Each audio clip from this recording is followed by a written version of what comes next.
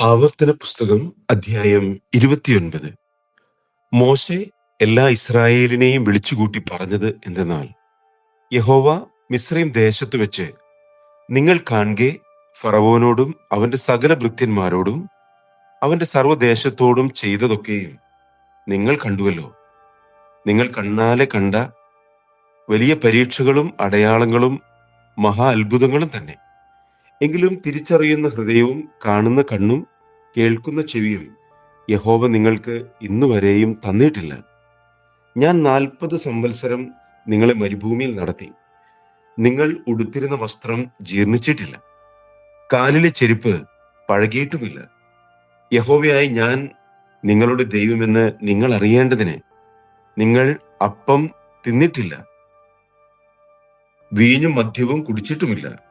നിങ്ങൾ ഈ സ്ഥലത്ത് വന്നപ്പോൾ ഹെശ്ബോൻ രാജാവായ സീഹോനും ബാശാൻ രാജാവായ ഓഗും നമ്മുടെ നേരെ യുദ്ധത്തിന് പുറപ്പെട്ടു വന്നു. എന്നാറെ നാം അവരെ തോൽപ്പിച്ച് അവരുടെ രാജ്യം പിടിച്ച് രൂബേന്യർക്കും ഗാദ്യർക്കും മനശ്ശെയുടെ പാതി ഗോത്രത്തിനും അവകാശമായി കൊടുത്തു. ആകയാൽ നിങ്ങൾ ചെയ്യുന്നതൊക്കെയും സാധിക്കേണ്ടതിന് ഈ നിയമത്തിന്റെ വചനങ്ങളെ പ്രമാണിച്ചു നടപ്പിൻ. ഇന്ന് നിങ്ങളുടെ ഗോത്ര തലവന്മാരും മൂപ്പന്മാരും പ്രമാണികളും ഇസ്രായേൽ പുരുഷന്മാരൊക്കെയും തന്നെ, നിങ്ങളുടെ കുഞ്ഞുങ്ങൾ, ഭാര്യമാർ, നിന്റെ പാളയത്തിൽ വിറക് കീറുകയും വെള്ളം കോരുകയും ചെയ്യുന്ന പരദേശി എന്നിങ്ങനെ എല്ലാവരും നിന്റെ ദൈവമായ യഹോവ നിന്നോട് അരുളി ചെയ്തതുപോലെയും അബ്രഹാം, ഇസ്ഹാക്ക്, യാക്കോബ് എന്ന നിന്റെ പിതാക്കന്മാരോട് അവൻ സത്യം ചെയ്തതുപോലെയും ഇന്ന് നിന്നെ തനിക്ക് ജനമാക്കേണ്ടതിനും താൻ നിനക്ക് ദൈവമായിരിക്കേണ്ടതിനും നിന്റെ ദൈവമായ യഹോവ ഇന്ന് നിന്നോട് ചെയ്യുന്ന നിയമത്തിലും സത്യബന്ധത്തിലും പ്രവേശിപ്പാൻ അവന്റെ സന്നിധിയിൽ നിൽക്കുന്നു.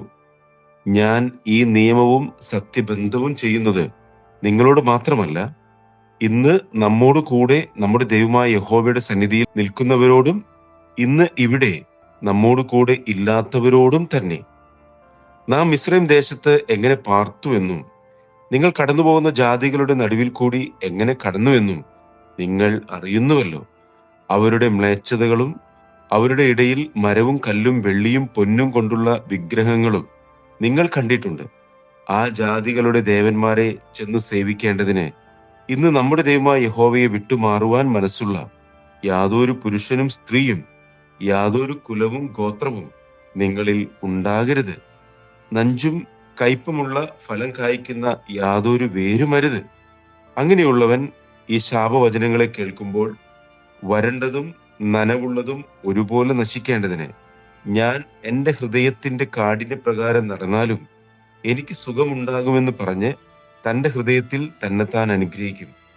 അവനോട് ക്ഷമിപ്പാൻ യഹോവയ്ക്ക് മനസ്സു വരാതെ യഹോവയുടെ കോപവും തീഷ്ണതയും ആ മനുഷ്യന്റെ നേരെ ജ്വലിക്കും. ഈ പുസ്തകത്തിൽ എഴുതിയിരിക്കുന്ന ശാപമൊക്കെയും അവന്റെ മേൽ വരും. യഹോവ ആകാശത്തിൻ കീഴിൽ നിന്ന് അവന്റെ നാമം മായ്ച്ചു കളയും. ഈ ന്യായപ്രമാണ പുസ്തകത്തിൽ എഴുതിയിരിക്കുന്ന നിയമത്തിലെ സകല ശാപങ്ങൾക്കും തക്കവണ്ണം യഹോവ ഇസ്രായേലിന്റെ സകല ഗോത്രങ്ങളിലും അവനെ ദോഷത്തിനായി വേർതിരിക്കും.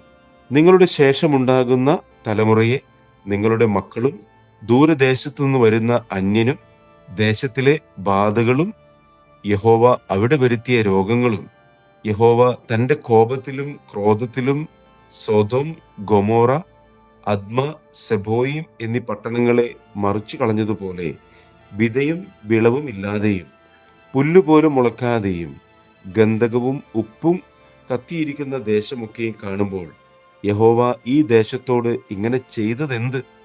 ഈ മഹാക്രോധാഗ്നിയുടെ കാരണം എന്ത് എന്ന് സകല ജാതികളും ചോദിക്കും. അതിനുണ്ടാകുന്ന മറുപടി എന്തെന്നാൽ, അവരുടെ പിതാക്കന്മാരുടെ ദൈവമായ യഹോവ അവരെ മിസ്രയീം ദേശത്തു നിന്ന് പുറപ്പെടുവിച്ചപ്പോൾ അവരോട് ചെയ്തിരുന്ന നിയമം അവർ ഉപേക്ഷിച്ചു. തങ്ങൾ അറിയുകയോ തങ്ങൾക്ക് നിയമിച്ചു കിട്ടുകയോ ചെയ്തിട്ടില്ലാത്ത അന്യ ദൈവങ്ങളെ അവർ ചെന്ന് സേവിക്കുകയും നമസ്കരിക്കുകയും ചെയ്തു.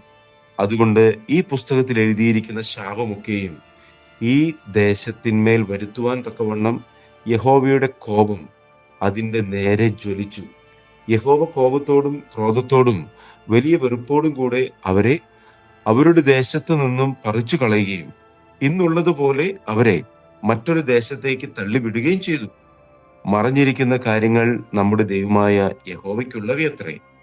വെളിപ്പെട്ടിരിക്കുന്നവയോ നാം ഈ ന്യായപ്രമാണത്തിന്റെ സകല വചനങ്ങളും അനുസരിച്ച് നടക്കേണ്ടതിന് എന്നേക്കും നമുക്കും നമ്മുടെ മക്കൾക്കും ഉള്ളവയാകുന്നു.